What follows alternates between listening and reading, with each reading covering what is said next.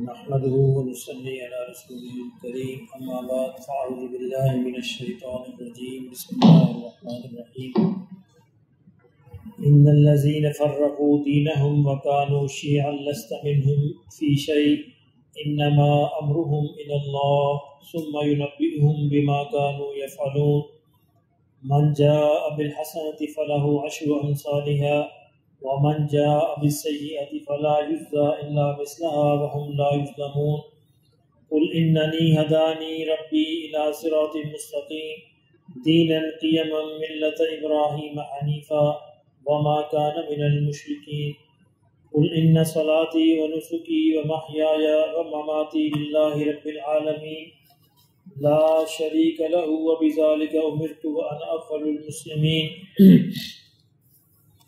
قل أغير الله أبغي ربا وهو رب كل شيء ولا تكسب كل نفس إلا عليها ولا تزر وازرة وزر أخرى ثم إلى ربكم مرجعكم فينبئكم بما كنتم فيه تختلفون وهو الذي جعلكم خلائف الأرض ورفع بعضكم فوق بعض درجات ليبلوكم فيما آتاكم إن ربك سريع العقاب وإنه لغفور رحيم صدق اللہ العظیم۔ یہ سورہ الانعام کی آخری آیات ہیں۔ فرمایا کہ ان الذین فرقوا، وہ لوگ جنہوں نے اپنے دین کو فرقہ فرقہ کر لیا، وکانوا شیعا، اور وہ گروہ در گروہ ہو گئے، لست منہم فی شیء، آپ کا ان سے کچھ لینا دینا نہیں۔ یعنی پچھلی جو قومیں یہودیت، یہودی یا نصرانی، فرمایا انہوں نے اپنے دین کے اصل راستے سے ہٹ گئے اور گروہ در گروہ ہو گئے، فرقہ فرقہ ہو گئے، تو اس لیے آپ کا ان سے کچھ لینا دینا نہیں۔ انما امرهم من اللہ، ان کا معاملہ اللہ ہی کے سپرد ہے۔ ثم ينبئهم بما كانوا يفعلون، پھر اللہ ان کو خبر دے گا، بتا دے گا جو وہ کیا کرتے تھے۔ یہ آیات نازل تو یہودیوں اور عیسائیوں کے پس منظر میں ہوئی ہیں، لیکن اگر مسلمان بھی یہی فعل کریں تو ان کا کیا ہوگا؟ ان کے ساتھ بھی یہی ہوگا، ان کو بھی یہی کہا جائے گا لست منہم فی شیء، آپ کا ان سے کچھ لینا دینا نہیں۔ یعنی جو اللہ کے دین جو نبی صلی اللہ علیہ وسلم دے کر گئے تھے، اس راستے سے ہٹ کر اپنی مرضی سے نئی بدعات، نئی چیزیں دین کے اندر ایجاد کر لیں اور ان کی بنا پر مختلف فرقے، مختلف گروہ در گروہ ہو گئے، تو اللہ کے نبی یا اللہ کا ان سے کچھ لینا دینا نہیں۔ دین اللہ کو وہی قبول ہے جس کے پیچھے رسول اللہ صلی اللہ علیہ وسلم کی مہر موجود ہو، اور باقی چیزیں جو ہے وہ دین نہیں، کوئی رسم ہے، کوئی رواج ہے، کچھ بھی ہو سکتا ہے، اس کو دین نہیں کہا جا سکتا۔ جس طرح انسانوں کا شجرہ نسب ہوتا ہے، اس طرح دینی اعمال کا بھی شجرہ نسب ہوتا ہے۔ جس انسان کے بارے میں پتہ ہو یہ فلاں کا بیٹا ہے، فلاں کا پوتا ہے، فلاں کا پڑ پوتا ہے، چلتی ہے، اس کو زیادہ قابل عزت، قابل اعتماد سمجھا جاتا ہے۔ اس طرح وہ دینی عمل جو یہ آج سے چلتے چلتے نبی صلی اللہ علیہ وسلم تک پہنچ جائے، جس کا شجرہ نسب، وہ تو قابل اعتماد ہے، اور جس کا شجرہ نسب غائب ہو جائے درمیان میں اور پتہ ہی نہ چلے یہ عمل کب شروع ہوا، کس نے شروع کیا، کیسے شروع کیا، تو وہ عمل دینی عمل نہیں کہلا سکتا، کیونکہ وہ نبی صلی اللہ علیہ وسلم سے اس کا نسبت ثابت نہیں ہے۔ اس لیے آج بھی اگر کوئی یہ کرے گا، چاہے مسلمانوں میں سے کوئی گروہ ہو، اس کو بھی اللہ یہی کہے گا کہ لست منہم فی شیء، تمہارا ان سے کوئی لینا دینا نہیں۔ من جاء بالحسنۃ فلہ عشر امثالها، فرمایا جو کوئی ایک نیکی لے کر آئے گا تو اللہ اس کو 10 گنا اجر عطا فرمائے گا۔ ومن جاء بالسیئۃ، اور جو کوئی ایک برائی لے کے آئے گا فلا یجزا الا مثلها، اس کو اس کے برابر ہی سزا ملے گی، یعنی اس کو بڑھایا نہیں جائے گا۔ وَهُمْ لَا يُظْلَمُونَ، اور اللہ ان پر کوئی ظلم نہیں کرے گا۔ اچھا، اس آیت میں بڑی قابل غور بات ہے، اللہ نے یہاں پہ یہ نہیں کہا کہ جس نے کوئی نیکی کی، ورنہ یہاں پہ یہ ہوتا من عمل بالحسنات، جس نے کوئی نیکی کی، یہ نہیں کہا۔ یہ کہا کہ جو نیکی لے کر آیا۔ اس سے کیا مراد ہے کہ نیکیاں کرنا تو آسان ہے، اس نیکی کو سنبھال کے آخر تک لے جانا مشکل ہے۔ میں نے مثال دی تھی کہ ہماری نیکیاں جو ہیں وہ ایسے ہی جیسے ہم نے ایک ٹوکری میں رکھا ہوا ہو اپنے اسباب و سامان، اور ٹوکری میں ہم سوراخ کرتے رہیں اور نیکیاں اس میں سے گرتی رہیں۔ ہمارے پاس سوراخوں والی ٹوکری ہے، جو ہی ہم نیکی کرتے ہیں دوسرے لمحے اس کو ضائع کرنا شروع کر دیتے ہیں۔ جتنا نیکی کا کرنا ضروری ہے اتنا ہی اس کا سنبھالنا بھی ضروری ہے، اس پہ اجر ہے۔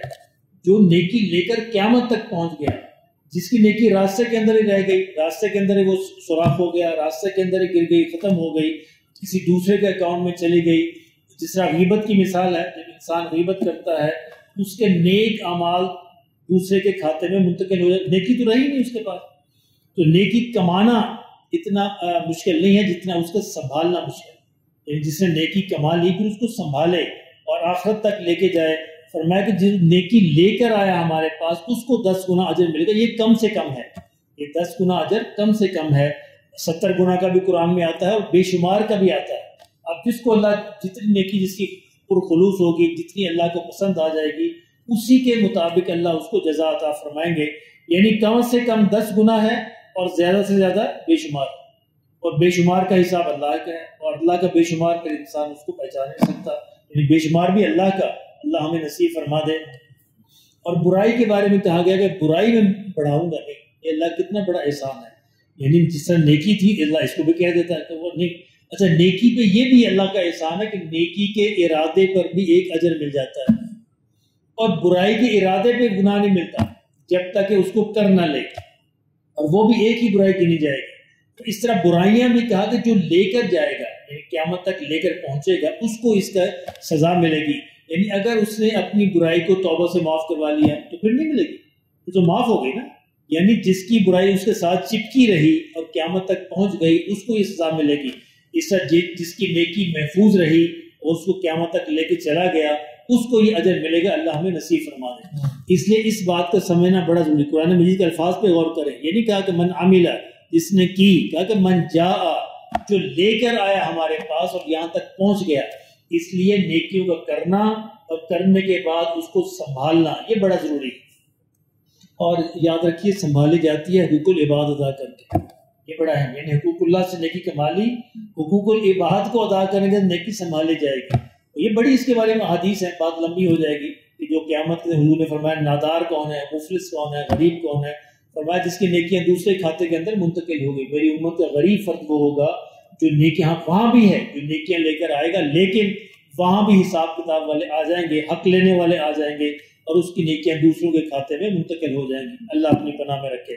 فرمایا کل اننی ہدانی، آپ انہیں یہ فرما دے کہ میرا ہدانی، میرے رب نے مجھے ہدایت کی، ربی میرے رب نے مجھے ہدایت کی ہے کہ کس کی، الی صراط مستقیم، سیدھے راستے کی۔ اور وہ سیدھا راستہ کون ہے؟ دینا قیما ملت ابراہیم حنیفہ، وہ دین قیم ہے، سیدھا دین ہے۔ کون سا؟ ملت ابراہیم والا، وہ دین ابراہیم والا دین ہے، حنیفہ جو بالکل یکسو تھے، جو توحید کے معاملے میں کبھی ادھر ادھر ہونے والے نہیں تھے۔ اور جو ان کی پیروی کرے گا اس کو بھی اپنی توحید کو اسی طرح سنبھالنا ہے جس طرح ابراہیم نے سنبھالا تھا علیہ الصلوۃ والسلام۔ وما کان من المشرکین، اور فرمایا وہ مشرکین میں سے ہرگز نہیں تھے، دور دور تک کوئی شائبہ اور شک بھی نہیں تھا کہ ان کے کسی عمل میں شرک کا کوئی شبہ بھی ہو۔ تو مسلمانوں تمہیں بھی ایسا ہی کرنا ہے اور تمہیں یہ یاد رکھنا ہے۔ فرمایا کہ آپ ان سے یہ بتا دیجئے قل ان صلاتی، کہ میری نماز، و نسکی اور میری قربانی، و محیایا اور میرا جینا، و مماتی اور میرا مرنا، للہ اللہ کے لیے۔ کون اللہ؟ رب العالمین، جو سارے زمانوں کا، سارے جہانوں کا رب ہے۔ یعنی جس کی نماز اور جس کا جینا مرنا اللہ کے لیے نہ ہوا تو بیکار ہوا، اس کی نماز بھی بیکار گئی، اس کی قربانی بھی بیکار گئی، اس کا جینا مرنا بھی بیکار گیا۔ تو یہاں پہ بڑی عجیب ترتیب اللہ نے فرمائی ہے۔ پہلے صلاۃ ہے اور صلاۃ کا تعلق محیایا سے ہے، جینے سے ہے، یعنی زندگی اس کی زندگی ہے جس کے اندر نماز ہے۔ و نسکی، اور قربانی کے تعلق موت سے ہے، و نسکی و مماتی، یہ دونوں آپس میں جوڑے جوڑے ہیں۔ نماز کا تعلق جینے سے ہے، زندگی تب ہی زندگی ہے جب نماز والی، زندگی کو نماز کی صفت پر لایا جائے، نماز والی بنا لی جائے۔ اور قربانی اور مرنا تب ہی مرنا ہے جب وہ مرنا قربانی والا، یعنی انسان قربانی کے ساتھ جیے، پھر وہ قربانی اس کو اللہ کے حضور ایسی موت عطا فرمائے گی جو اللہ کے ہاں قبول ہوگی۔ یعنی ہر معاملے میں، صرف بکروں قربانی نہیں، ہر معاملے اپنے جذبات کی قربانی، اپنی خواہشات کی قربانی، اور اس طرح زندگی کے ہر معاملے میں اللہ کے لیے قربانی کرنے والا بنے. فرمایا وہ پھر اللہ کے پاس اس طرح پہنچے گا کہ وہ اللہ ہی کا ہوگا. لا شریک لہ وبذالک امرت، فرمایا کہ وہ کسی کے ساتھ شریک نہیں ٹھہراتا. وبذالک امرت، فرمایا مجھے اسی بات کا حکم دیا گیا ہے کہ میں اپنے شرک کے بارے میں انتہائی حساس رہوں اور اپنی توحید کو سنبھال کے لے کے جاؤں. وَأَنَا أَوَّلُ الْمُسْلِمِينَ، اور میں سب سے پہلا مسلم ہوں، فرما بردار ہوں، اللہ کا ماننے والا ہوں. قُلْ أَغَيْرَ اللَّهِ، فرمایا آپ ان سے یہ بھی کہہ دیجئے أَغَيْرَ اللَّهِ أَبْغِي، کیا میں کوئی اور رب چاہوں، کسی اور رب سے چاہوں رب ہوں، کسی اور کو اپنا رب بنا لوں. فَهُوَ رَبُّ كُلِّ شَيْءٍ، جبکہ میرا رب تو ہر چیز کا رب ہے، وہی اصل رب ہے، وہی کائنات کا بنانے اور پالنے والا ہے. وَلَا تَكْسِبُ كُلُّ نَفْسٍ إِلَّا عَلَيْهَا، اور جو بھی کوئی گناہ کما لے گا کوئی نفس الا وہ اسی پر پڑے گا. یعنی آخرت میں کوئی کسی کا بوجھ نہیں اٹھائے گا. جس نے کوئی بوجھ کمایا ہے، کوئی گناہ کمایا ہے، وہ گناہ اسی پر پڑے گا. وَلَا تَزِرُ وَازِرَةٌ وِزْرَ أُخْرَىٰ، اور کوئی بوجھ اٹھانے والا قیامت میں کسی دوسرے کا بوجھ نہیں اٹھائے گا. وَلَا، اور نہیں، تَزِرُ بوجھ اٹھائے گا، وَازِرَةٌ بوجھ اٹھانے والا، وزرا اخرى کسی دوسرے کا بوجھ. جس نے جو کیا اسی کے سر پڑے گا، جس نے جو نیکی کمائی اسی کو اس کا اجر ملے گا. کوئی کسی دوسرے کو کوئی مدد وہاں پہ نہیں کر سکے گا. ایک دفعہ حضرت ابو ہریرہ رضی اللہ تعالیٰ عنہ نے کہا کہ نبی صلی اللہ علیہ وسلم نے یہ کہا کہ جو رونے والا ہے تو مردے کو عذاب دی جاتا ہے. رونے والے کی وجہ سے مردوں کو عذاب دی جاتا ہے. حضرت عائشہ نے جب یہ حدیث سنی، دیکھیں قرآن سے کس سال حضرت عائشہ نے یہ آیت پڑھی، وَلَا تَزِرُ وَازِرَةٌ أُخْرَىٰ، فرمایا رونے والا کوئی ہے، مردے کو کیوں عذاب ملے گا؟ مردہ اس کا بوجھ کیوں اٹھائے؟ فرمایا ابو ہریرہ کے کانوں نے غلط سنا. کتنی پیاری الفاظ میں کہا کہ حضور نے غلط نہیں کہا، حضور نے کچھ اور کہا ہوگا. ابو ہریرہ کے کانوں نے غلط سنا، تو قرآن اس سے خلاف کھڑا ہے. قرآن یہ کہتا ہے کہ کوئی کسی کا بوجھ نہیں اٹھائے گا. اسے روئے کوئی اور بھرے کوئی، کرے کوئی بھرے کوئی، یعنی وہ کام تو نہیں. سکندر صاحب کوئی کسی دوسرے کا بوجھ نہیں اٹھائے. یہ قانون ہے، جو جتنا کرے گا نیکی ہو یا بدی ہو وہ اسی کے ذمے ہوگی. ثم الى ربکم مرجعکم، فرمایا پھر تم سب نے اپنے رب کی طرف ہی لوٹ کے جانا ہے. فَيُنَبِّئُكُم بِمَا كُنتُمْ فِيهِ تَخْتَلِفُونَ، تو تم کو بتا دے گا، خبر دے دے گا جن باتوں میں تم دنیا میں اختلاف کیا کرتے تھے. وَهُوَ الَّذِي، فرمایا وہی تو ہے، جَعَلَكُمْ خَلَائِفَ الْأَرْضِ، اللہ وہی ہے جس نے تمہیں زمین میں با اختیار بنایا ہے، کچھ مدت کے لیے تمہیں زمین میں اختیار دے کے بھیجا ہے.